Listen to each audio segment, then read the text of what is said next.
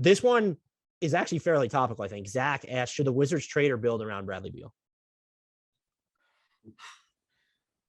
You would think that we have a firm answer at this point because he's been floated in these conversations for so much time, but I'm on the fence because I feel like there is more potential in Washington right now than it feels like there has been in a while, just with this current core. But I still don't think that if the end goal is competing for a title, that you're not going to get there with this core, which means to me in a championship or bust evaluation, which I think is a little bit of a corrosive mentality, but that's a topic for another time.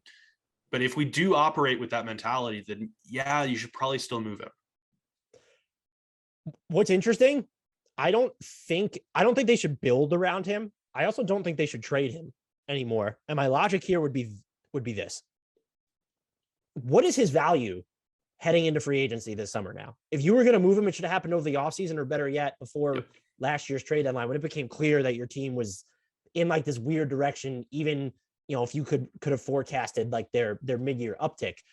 At this point, I think just because he's still on the right side of 30, signing that extension probably gives him more value once he's allowed to be moved again. And so that's where I'm at with them, is you almost have to re-sign him now and then go into next season or whatever. Maybe you don't even go into next season, see how you're faring, and then make the call then. I think you ultimately, if it's a championship thing, I don't think giving Bradley Beal a max deal as your top guy is going to win you a championship or give you a clear path to one, unless did Deni Avdija and Rui Hachimura both just explode?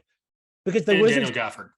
And look, the Wizards could be a solid team with Bradley Beal, better than this. They started off hotter this season. Maybe they can make moves on the margins. I don't think the answer is to rebuild. And if you're gonna rebuild around Bradley Beal, it's a rebuild around Bradley Beal. Tear it down to the studs of him and Deni Avdija, basically. And if Daniel Gafford, fine, whatever, Adam. I see you looking at me weird. I'd like to change my answer to all of what you've said. Fair enough. But I think you get more value by re-signing him and looking to move him later. I also think with him, maybe he wanted to stay in Washington. I think we're at the point where players have decided, I want to get these extensions, and then I'll figure out a way to leave later if need be.